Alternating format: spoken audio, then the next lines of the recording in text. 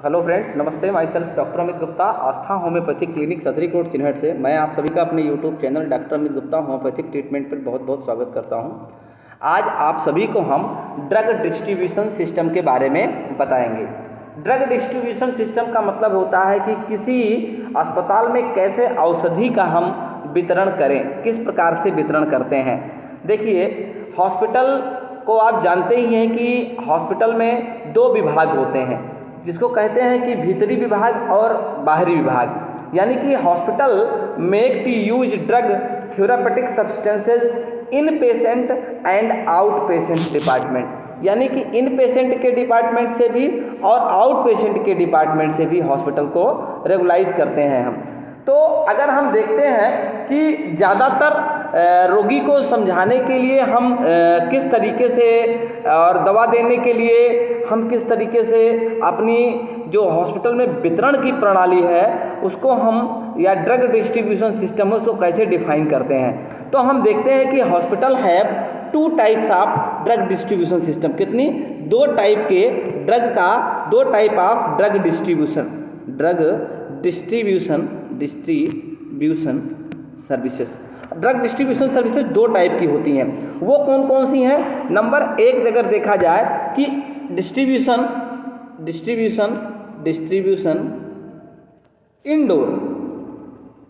Indoor patient के लिए, और दूसरा है डिस्ट्रीब्यूशन ऑफ आउटडोर पेशेंट और इंडोर पेशेंट। देखिए, इंडोर पेशेंट किसे कहते हैं? देखिए, इंडोर पेशेंट जो होते हैं वो हॉस्पिटल में क्या है? एडमिट है। उनको हम कह सकते हैं कि ये इंडोर पेशेंट है।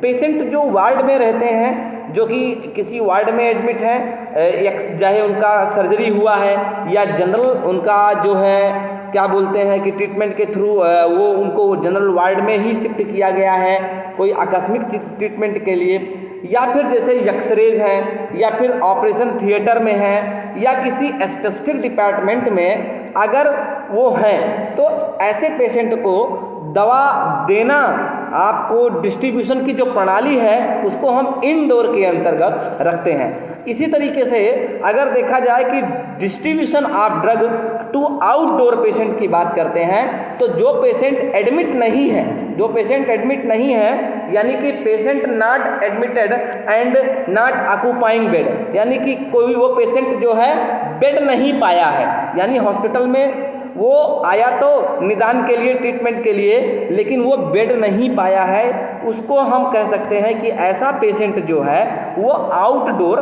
पेशेंट है। इसी तरीके से अगर देखा जाए दो और टाइप जो है ड्रग डिस्ट्रीब्यूशन के हैं। एक तो drug distribution of narcotics and other controlled substances, दूसरा क्या है? Distribution and dispensing of ancillary substances or articles, यानी कि नशीले पदार्थ को जो है बांटना या फिर उनका जो है नियंत्रण करना, उनका वितरण करना, और इसी के साथ साथ distribution and dispensing of ancillary substances and article, यानी जो अति आवश्यक चीज़ें हों, अति आवश्यक वस्तुएं हों, उनका हम कैसे जो है डिस्ट्रीब्यूशन करते हैं। तो आपने समझा आज सबसे पहले कि दो टाइप का ड्रग डिस्ट्रीब्यूशन सिस्टम हॉस्पिटल्स में होता है। अस्पताल में भीतरी रोगियों के लिए या बाहरी रोगियों के लिए औषधियों को बांटने के लिए ये दो प्रकार की वितरण की प्रणाली होती है। एक तो आपको बताया हमने कि distribution of drug to indoor patient ward, specific ward, operation theatre या फिर एक्सरेज, इन सब के डिपार्टमेंट में अगर होते हैं तो ऐसे पेशेंट को इंडोर पेशेंट कहते हैं। और दूसरा क्या है? Distribution of drugs to indoor patient, यानी कि आउटडोर पेशेंट। तो ऐसे पेशेंट जो एडमिट नहीं होते हैं हॉस्पिटल में, उनकी बात करते हैं, जो ऑक्यूपाइंग नहीं करते हैं बेड को, उनकी बात करते हैं हम आके। इसी तरीके से अगर हम देखते हैं कि दो और मेजर टाइप के आपको देखने को मिल जाएंगे ड्रग डिस्ट्रीब्यूशन सिस्टम। उसमें एक होगा dispensing of narcotics and controlled substances, मतलब कि नशीले पदार्थ और उनके वितरण और उनकी कैसी नियंत्रण किया जाए ऐसे पदार्थों पर, उनके बारे में। और दूसरा क्या है? दूसरा है distribution and dispensing of ancillary substances, जो कि अति आवश्यक सब्सटेंसेज हों, उसको हम कैसे डिस्ट्रीब्यूट करते हैं, ठीक है ना। तो it is all about drug distribution system in hospital. ये आज आप सभी को हमने क्या बताया, ड्रग डिस्ट्रीब्यूशन सिस्टम हॉस्पिटल में कैसे होता है। इसी तरीके से अगर हम आगे बढ़ते हैं तो सबसे पहले हम एक चीज़ देखते हैं कि आउट पेशेंटिंग क्या होती है, ठीक है। हम क्या देखते हैं कि आउट पेशेंटिंग क्या हो रही है, क्या है आउट पेशेंट सर्विसेज, क्या है आउट पेशेंट सर्विसेज क्या होती है। एक सेकेंड, हाँ, आप सभी लोग को बता रहे हैं कि आउट पेशेंट सर्विसेज क्या होती है, क्या है आउट पेशेंट सर्विसेज। अब देखिए आउट पेशेंट सर्विसेज क्या होती हैं। देखिए आउट मतलब होता है बाहरी, an out patient or ambulatory patient, जो एम्बुलेटरी मतलब कि जो ऐसा रोगी जिसको क्या कह सकते हैं कि भर्ती नहीं किया जाए और इलाज करते हैं, उसको हम क्या कह सकते हैं आउट पेशेंट सर्विसेज। इन पेशेंट सर्विसेज को क्या कहते हैं, जो पेशेंट हमारे हॉस्पिटल में रह करके ट्रीटमेंट करा रहा है उसको हम कहते हैं इन पेशेंट सर्विसेज। तो आउट पेशेंट सर्विसेज पे कई बार शॉर्ट नोट आया है कि write down what is out patient service, या write down the short note on out patient service.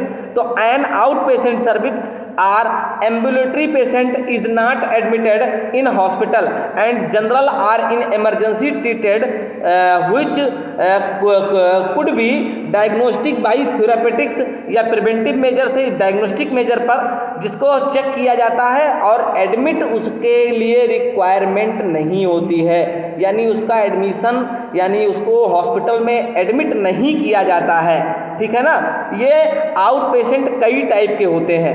Number एक अगर देखा जाए तो जनरल आउट पेशेंट क्या होते हैं, जनरल आउट पेशेंट। नंबर एक जनरल आउट पेशेंट हो गए। नंबर दूसरा होता है रिफर्ड आउट पेशेंट, जो कि किसी डॉक्टर्स के द्वारा किसी हॉस्पिटल के द्वारा रिफर्ड किए गए हों, तो रिफर्ड आउट पेशेंट। और तीसरी बात हम करते हैं इमरजेंसी आउट पेशेंट। क्या है, emergency out patient, emergency out patient. जो जनरल आउट पेशेंट होते हैं अगर देखा जाए तो ऐसे पेशेंट को हम जो है ट्रीटमेंट जनरल कंडीशन में ट्रीटमेंट दे देते हैं, यानी कि इमरजेंसी से अलग, यानी इस प्रकार के रोगी को सामान्य स्थिति के लिए ट्रीटमेंट दे दिया जाता है, अर्थात आपातकालीन स्थिति की कहते हैं बात, या फिर कोई ऐसी स्थिति नहीं होती है। ये जनरल तरीके से आपको आउट पेशेंट मिल जाते हैं, उनका जनरली ट्रीटमेंट कर दिया जाता है। इसी तरीके से अगर हम रिफर्ड आउट पेशेंट की बात करते हैं तो ऐसे पेशेंट जो कि रिफर्ड होते हैं किसी मेडिकल ऑफिसर के द्वारा, किसी डेंटल प्रैक्टिशनर के द्वारा, किसी और स्पेसिफिक ट्रीटमेंट के द्वारा, वो या किसी प्रैक्टिशनर के द्वारा, उसको बोलते हैं कि बाहर से रिफर्ड किया गया है। कि आप देखते हैं कभी कभी लोहिया अस्पताल में गए तो वहाँ से रिफर्ड कर दिया आपको कि आप क्या कहाँ जाइए, आप चले जाइए मेडिकल कॉलेज चले जाइए, आप चले जाइए मेडिकल कॉलेज, आप मेडिकल कॉलेज चले जाइए, वहाँ पे आपका ट्रीटमेंट होगा। इस टाइप के पेशेंट को हम क्या बोलते हैं, रिफर्ड आउट पेशेंट। और अगला क्या है, अगला है इमरजेंसी आउट पेशेंट। देखिए इस प्रकार के रोगों को तुरंत चिकित्सीय इमरजेंसी सेवाएं देने की आवश्यकता होती है, जैसे आप कह सकते हैं एक्सीडेंटल केयर की बात कर सकते हैं, या फिर और भी किसी तरीके की दुर्घटना या घटना अगर हो जाती है तो ऐसे तरीके आपको अपनाए जाते हैं कि इमरजेंसी केसेस में, चाहे आप एक्सीडेंटल कह सकते हैं, एक्सीडेंटल हो या कोई इमरजेंसी हो, तो वहाँ पर जब इमरजेंसी केसेस में मान लीजिए कहीं पर आपको सुविधाएं नहीं है तो आप डायरेक्ट लेकर के वहाँ से वहाँ हॉस्पिटल में पहुँचते हैं और वहाँ पर उस चीज़ से उसका निदान किया जाता है। अगर हम देखते हैं कि location of out patient pharmacy, जो बाहरी रोगी हैं उनका फार्मेसी का स्थान क्या होता है, location of out patient pharmacy.